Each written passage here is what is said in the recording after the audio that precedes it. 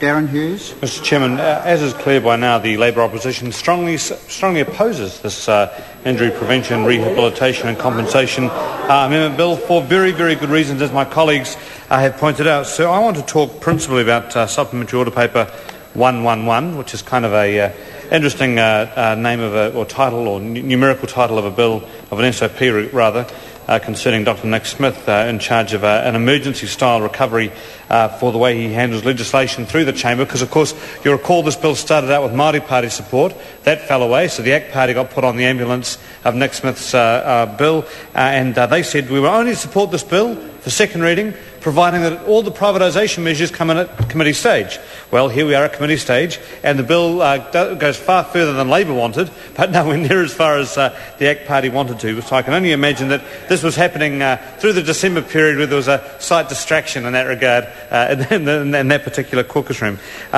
Sir, we oppose this SOP quite strongly, and I'll come to the reasons for that in just a moment. Firstly, though, I want to just spend 1 or 2 minutes rebutting some of the points that have been made in committee tonight by the Minister in charge of the bill, particularly around his comments about the financial viability of the ACC scheme. Anyone listening to the debate tonight can ignore vast tracts of it, but the thing they cannot ignore is the fact that this Minister and the Chair, well, not the particular one right now, but Nick Smith, has played fast and loose with the figures concerning ACC. He decided to declare the scheme near bankrupt when he took all the investments of the scheme, and what we're told from the government is the worst recession in 80 years, even though that didn't turn out to be right. But he took the investments that were available all of that period and said, what a terrible amount of money that's been lost on the scheme. Therefore, the whole ACC scheme is busted. The same logic the government used on the New Zealand Superannuation Fund to say that all the money it was draining out of it would be borrowing to invest in a fund that was losing money. But then as soon as the world economy recovered, the two parts of the government accounts that recovered the fastest were ACC and the government super scheme. In fact, sir, one of the difficulties politically in government for Labour was that the ACC scheme used to perform so well in terms of its investments that we'd get the big headline saying there was a $10 billion surplus in any one year, as though that was all cash available to spend in that year. In fact, that was the investments of ACC, and when government speakers tonight have talked about how the scheme is broke, they fail to actually focus in on whether or not this is a scheme with investments that have now recovered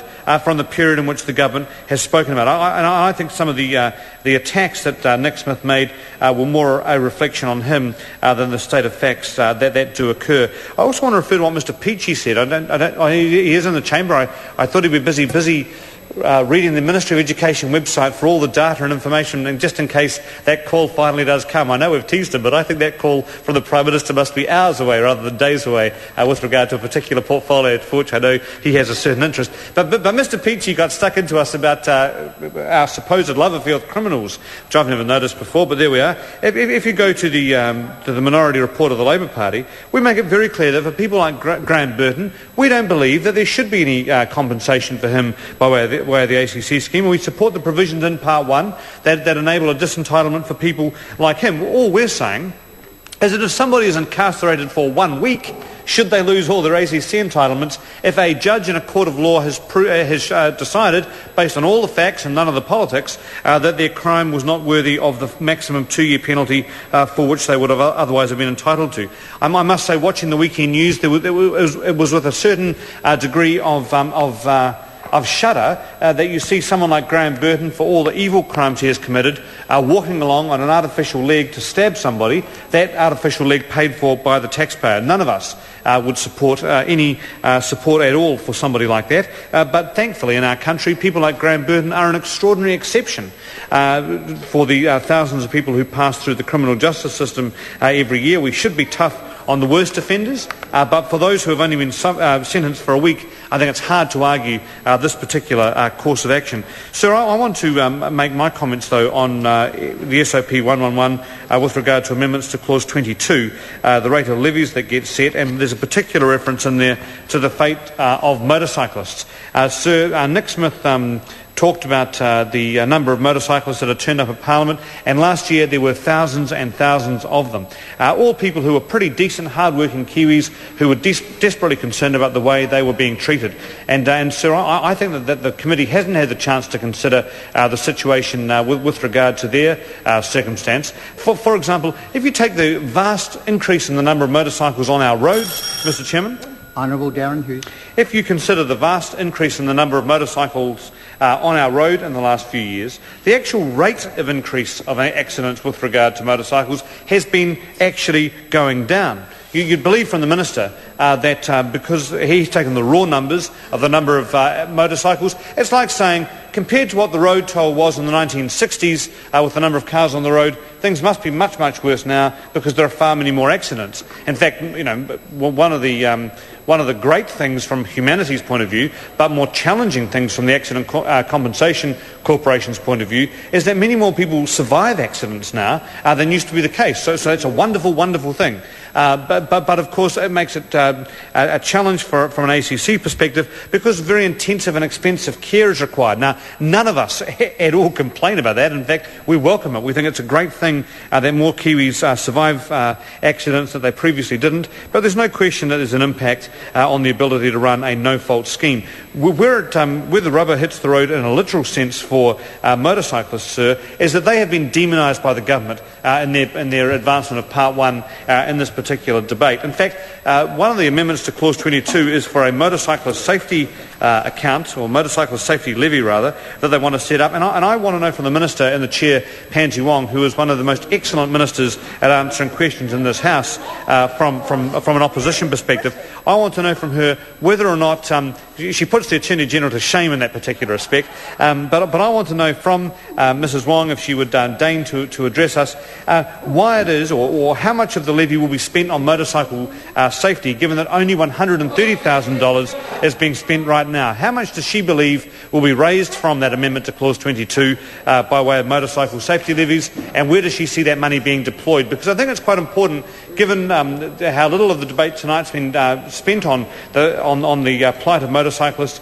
but that's where a large amount of the public concern has been. If the Associate Minister, Pansy Wong, could tear herself away from her no doubt crucial briefing papers on whatever matter it might be in order to tell us whether or not there'll be a massive increase in the amount of money spent by the corporation on the issue of motorcycle safety, because it's set out in the amendment to Clause 22, but we are none the wiser about whether or not that is going to be spent, the volume of which is going to be spent on that particular topic. So I'd also like the Minister to answer for us why the levies have increased so markedly on motorcyclists when there's a no-fault principle towards the scheme. I don't think that's been sufficiently explained.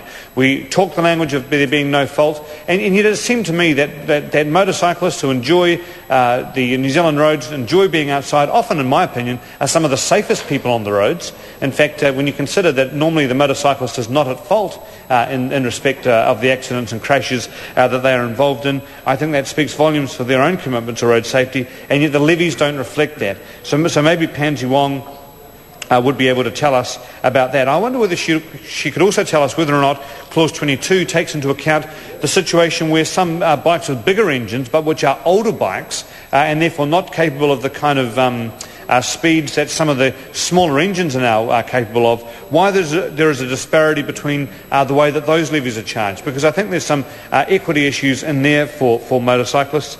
And so the other point that I think has been overlooked by the government with respect to this, and Clause 22 goes some way but not as far as we would like to see happen in this respect, is the ability of the government to recognise the fact that some motorcyclists own mini bikes, but they're not riding them all at the one time on the road, and there's no real way for the government to be able to look at that. And I can see by the Minister's intense interest in these questions I'm posing to her that either it's been a topic of a PhD at university by her, or perhaps I'm not making my points as clearly and succinctly to her as might otherwise elicit an answer. But knowing her respect for the parliamentary process and the deft and elegant way in which she answers members' questions, I'm sure a detailed answer is being prepared by her at the present time. So those are the issues for us, sir, around the motorcyclists.